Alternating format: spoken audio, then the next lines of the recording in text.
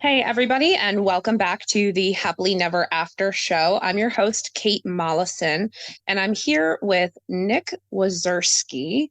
How are you today, Nick? Hey, I'm doing well. Thank you for having me. Thanks for joining me today. Why don't you tell the listeners a little bit about yourself and what brings you to the podcast today? Yeah, I was born and raised in Western Alaska, a little town called Bethel on the Kuskokwim River. So it's a fairly rural place to grow up and wonderful place for a kid to grow up and learn about connecting with the land and hunting and sustaining, being living in a subsistence lifestyle. Mm. And over the last, I would say there was a turning point about 7.5 years ago where I really started shifting what I was doing with my life. And in rural Alaska, there is not necessarily the easiest place to live. And the suicide rate is something that is one of the highest in the country. It's, I think, I can't remember what the exact numbers is, but pre-COVID, it was like 10 times the average rate of the rest of the nation. And I think before I was 18, I knew over 10 people that took their own lives Oh my and God. struggled with my own I had my own challenges around that issue, but I didn't understand it from a place of demonizing my own self. It was very much this place where I was extremely hard if I had any suicidal thoughts come to my mind, where I would completely shut it off versus exploring why that was there. And about seven years ago, just over now, I took a trip down. I was traveling across Central and South America for about 3 years and ultimately stumbled upon working with some plant medicine and in the jungle. And it opened up a journey for me of exploring what it means to live in this world. What does it mean to bring gifts, your personal gifts to the world? What does it mean to explore the bigger questions of death and life and grief? And ultimately that led me to a exploration of nature connection, a rite of passage work, holding ceremonies for people transitioning between life stages, and as well as currently doing work with Rolfing, also called structural integration, which is a hands-on manual therapy, and holistic health, which I run a business called Wandering Bear Wellness in Squim, Washington, doing both the holistic health work and the rite of passage work. Wow. That sounds like an incredible experience to have really just gotten in touch with the world on an existential level. And when you talk about transitions, you're not just talking about death, right? You're talking about all major life transitions. That could be, a divorce or a job or even just puberty or those types of big life things that tend to send us off course from a more balanced well-being, right? I understand that correctly. Yeah, it's very much, there are points in everyone's life where they, you might say, no longer fit the bill of what was expected of them before, and on a existential or spiritual level, they there's a part of them that needs to transition to the next phase of life. That might Mm. be, like you're mentioning, adolescence to adulthood. That might be that point of transitioning to becoming a parent or a grandparent or an elder, or a divorce is a major transition of a place from, my life was so tied up in co-creating an experience together, and now one half of that part of me no longer exists. So transitioning into what the new part of you is going to become, Mm. or And already is, but being awakened to it.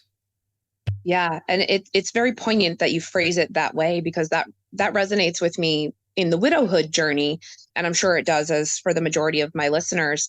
Do you work with grieving or bereaved people in the work that you do?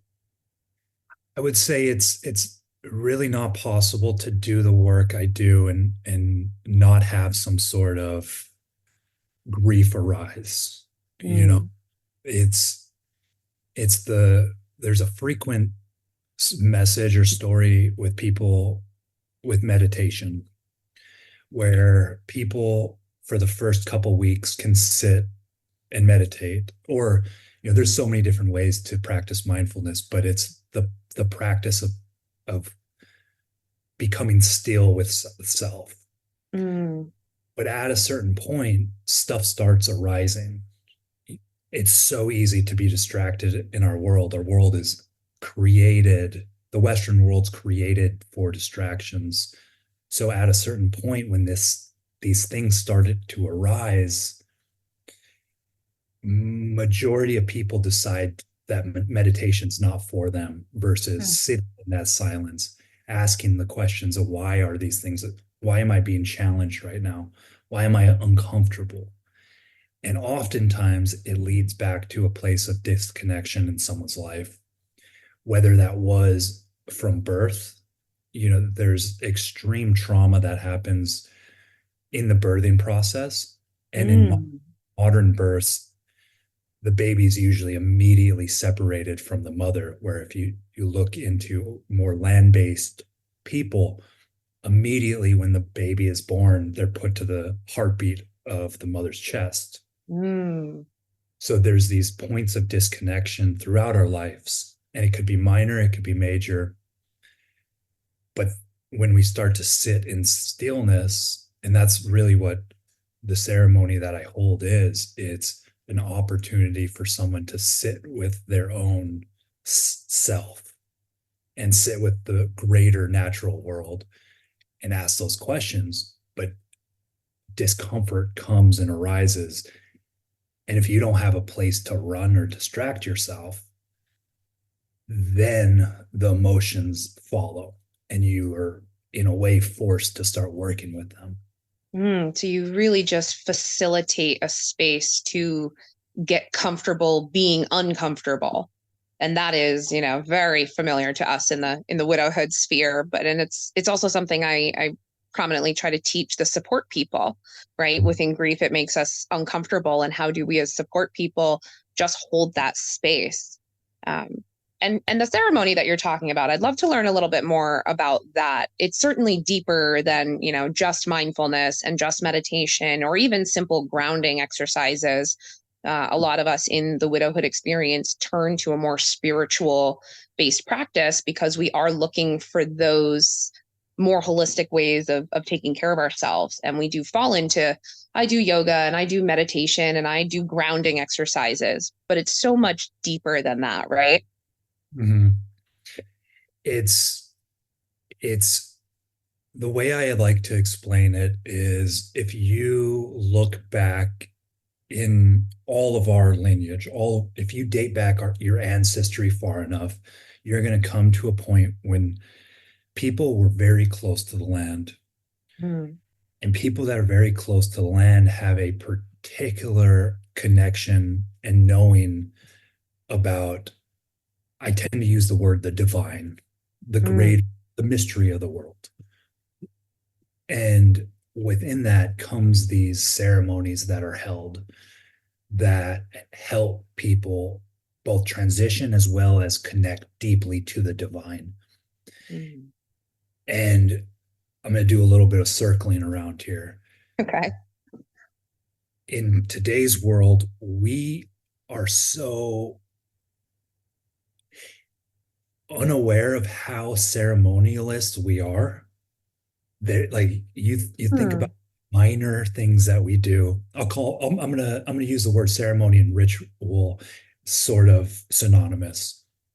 Sure. But you think about during birthdays, right? There's light in a candle, Oh, blowing, yeah. making a wish, the songs. We sing songs during this point. There's all these little things that people do that they tend to not be tend to not be not realize, but it dates back to this just human need to touch in with the divine of life, with the Hmm. mystery. So if you go back far enough, you will find that your ancestry practiced some sort of ceremony.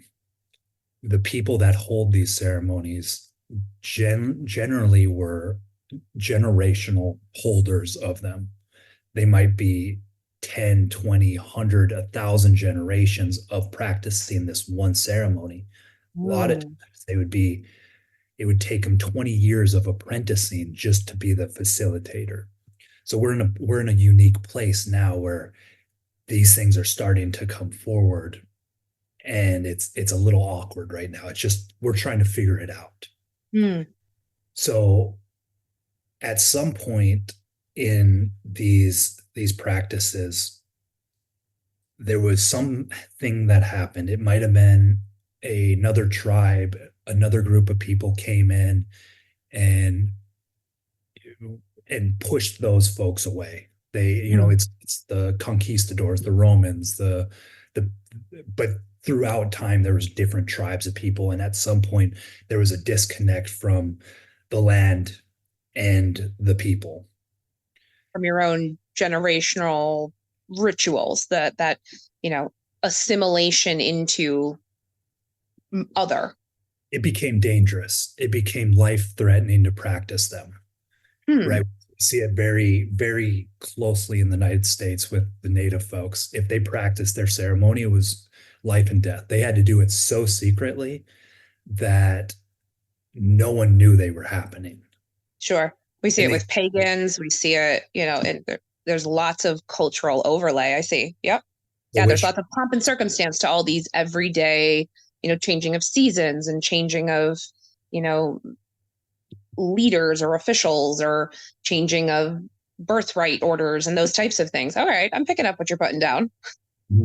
season, yes, quarter seasonal changes. Bulk was one of them. Easter was one of them. Christmas was solstice, which was huge throughout the Mm, world. So all these holidays are connected to these original land-based practices that were tend to be cross-quarter holidays or ceremonies. mm, We just diluted what they were at one point. So now we're starting to be in a place where I don't want to say safe, but our culture is starting to welcome these other practices that were demonized for so many years. You know, mm. trials are still happening, but people aren't necessarily getting murdered at the stake for them. Sure. So it's So like an they're acceptance and a reawakening and a reconnected to these rituals that we've had. yep, and they live within all of us. So what I do and what I practice is based on something called a vision fast. And my particular ceremony that I hold was based off of the work of the late Stephen Foster and his wife, Meredith Little, who is still alive and still guiding to some extent. Mm, And they studied with all sorts of people, looked at traditions from around the world, and came to what they call a pan-cultural rite of passage. So it's essentially an opportunity for people with all cultures, all backgrounds to go out onto the land. And it's usually held over the course of 12 days. 4 of those days are preparation. So getting clear on the intention of why you're there or why you think you're there. Spending 4 days in solitude in the wilderness by yourself without food and wow. without shelter. Of course, you know, I think some people need a little more comforts in their life. If you've deprived yourself of comfort your whole life, it might be more challenging to bring comfort into your life. So it's not cut and dry. This is it, but it's how do you work with it in this time in your life? And after 4 days, we bring them back and we give them an opportunity to share their story. What happened out there? What what do you need to share to move forward in your life right now? Maybe And even what you need to release on.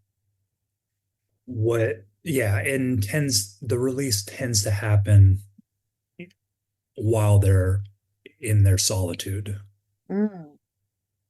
And that again is something that resonates with me completely, is that complete Pompeii, if you will, of your own sense of self, your own view of your identity, the way that you navigate the world, that all kind of is forced upon you when you lose your spouse. And you have to go through this solitude and rediscovery. So I'm sure that it's quite, poignant and difficult and moving to hear people come and talk about these stories. What are some of the experiences that people have? It's such a special moment.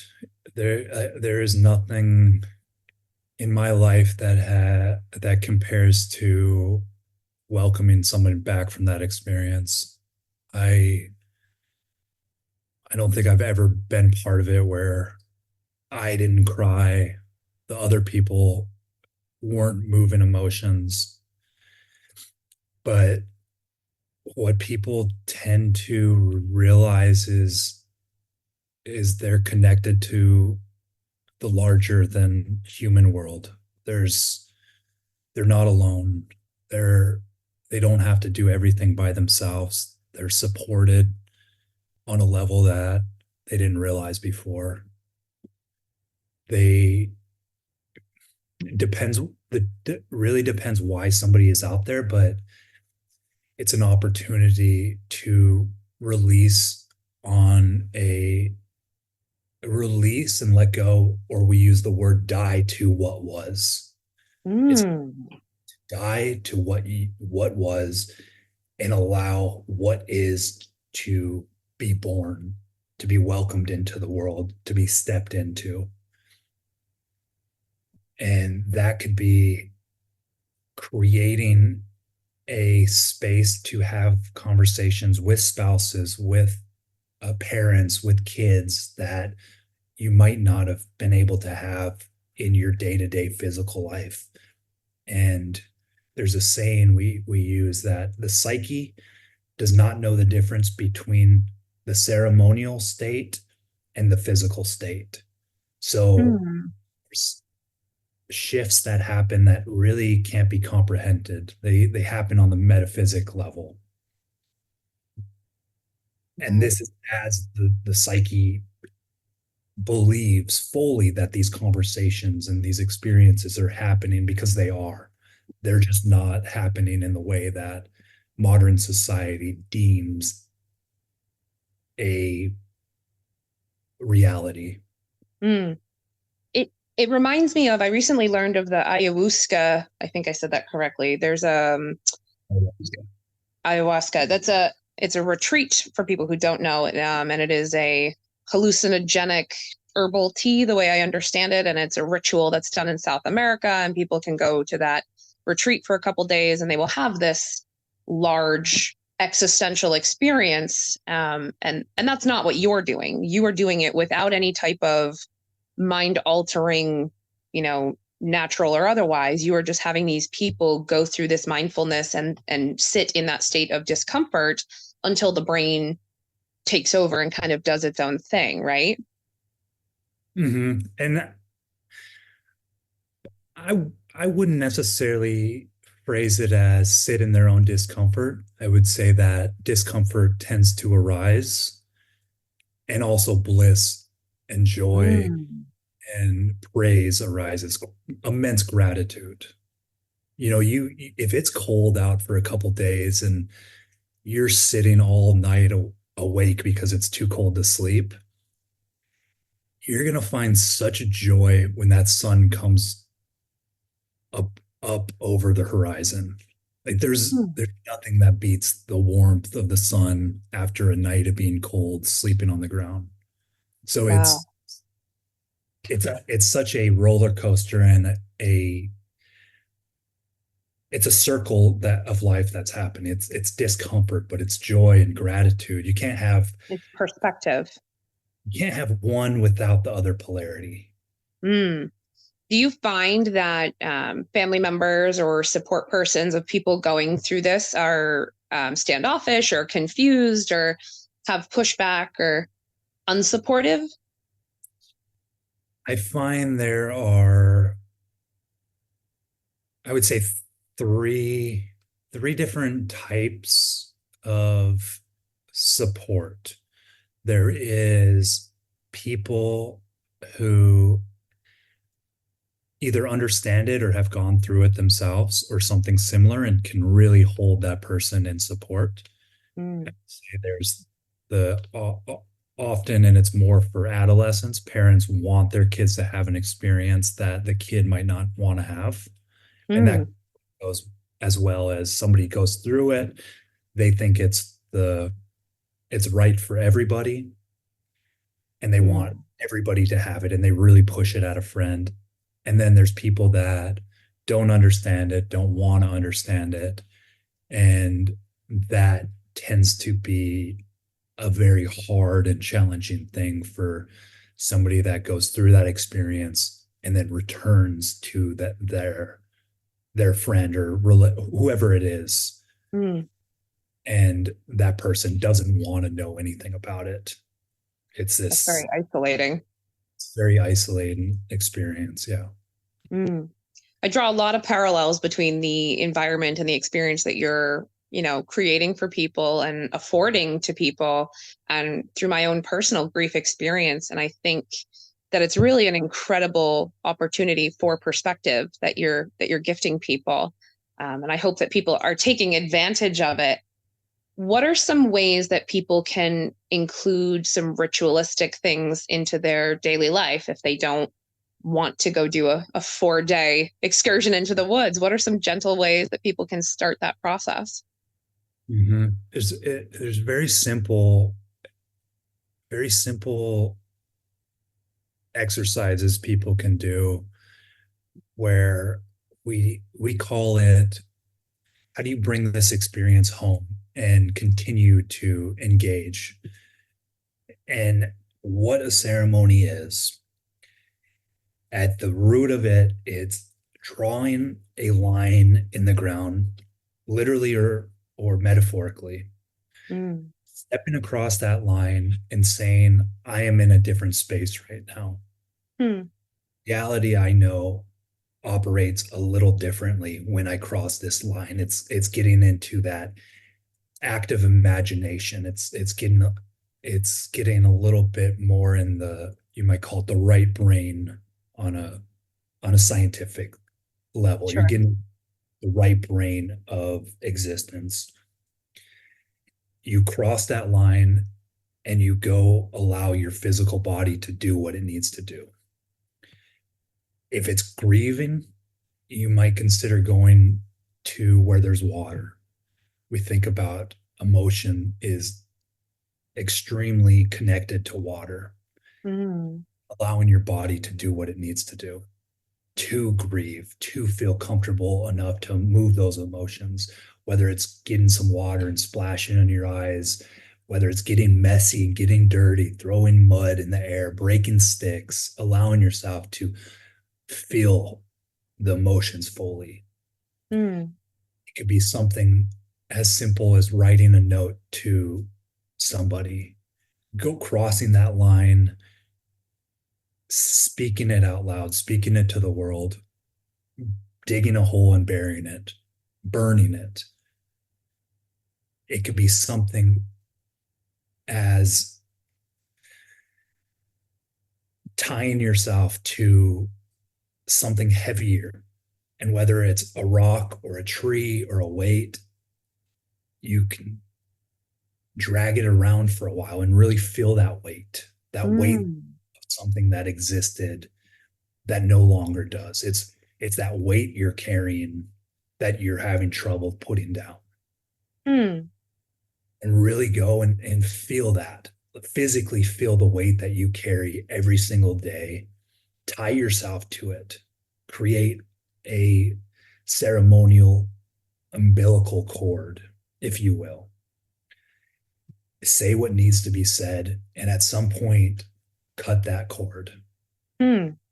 the cord to what has been, and allow yourself to feel lighter, physically feel lighter.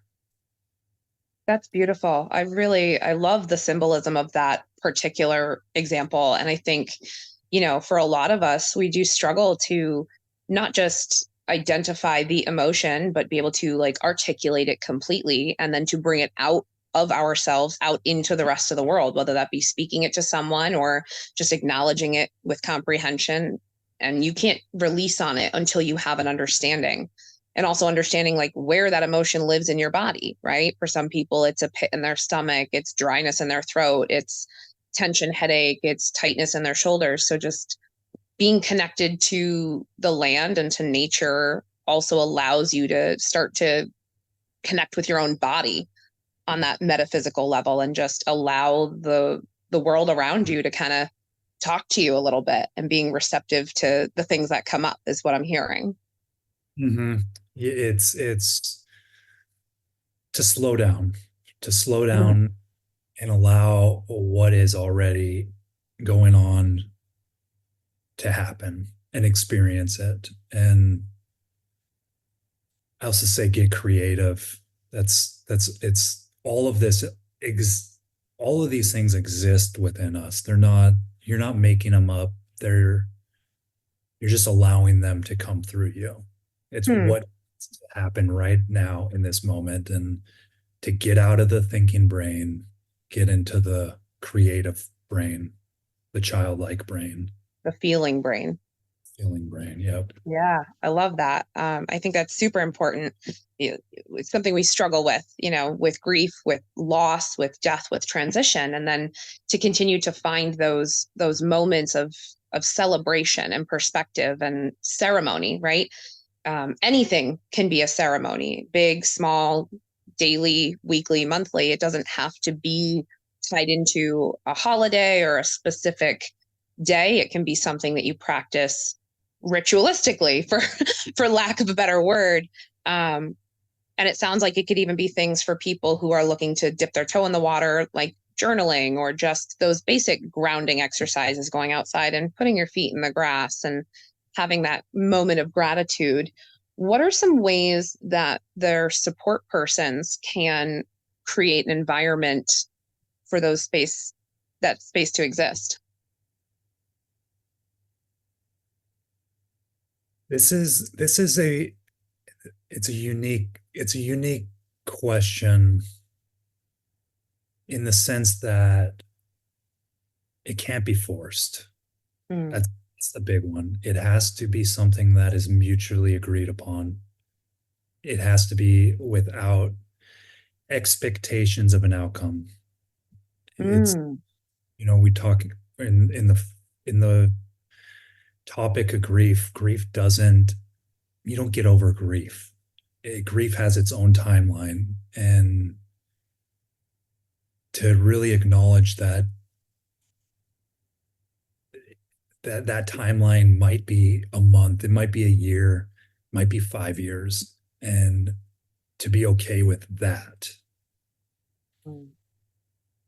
And if somebody wants to hold space for someone else, I would say the two places is, first, the conversation. It's, hey, there's something that might be helpful if you're open to it. I just want to hold space and be a witness to you in this place, so you, to help you move whatever needs to be moved. Mm. Or it's from the other perspective, the griever or the person being held, to ask for support, to say, hey, maybe it's they listen to this podcast and they want to be held in a ceremony, and just to say, hey, I don't know what to expect, but I just want you here as a witness to notice, to not necessarily try to change what's going on, but to bear witness so I can move emotion, to be a an anchor, a support group, somebody that, for lack of better term, if I got hurt or in danger, you'd be there to protect. Or Mm. comes up like a stranger walking up into the forest, that person could go and interject and allow the person to be in their space without being interrupted by someone else. Like it's the person I like to call my grief captain. That is the person I have dubbed as my handler, the caretaker of my things. I remember when Craig passed away, we came up on the first wedding anniversary after his passing, and I felt the need to dye my wedding dress black. And it was a messy process, and my best friend at the time helped me. We ended up ruining her bathtub doing it, and she was that person. She like had a house full of kids, and she was standing at the door and kicking them back into play as I'm like sobbing uncontrollably, heaving, like ugly cry, just fluid out of every orifice. And it was so important to have that sacred, uninterrupted space where no one could cross that threshold. And I think about that proverbial line that she drew around me. And as we're talking, I go, oh my God, that was a ceremony. That was a transitional ritual. And so it's cool to think that I've done it without knowing that I did it. And I encourage people, like, whatever it is, go throw rocks at a tree or dye the dress or, jump out of an airplane, whatever it is you need, but take your grief captain and go, go do the thing, right?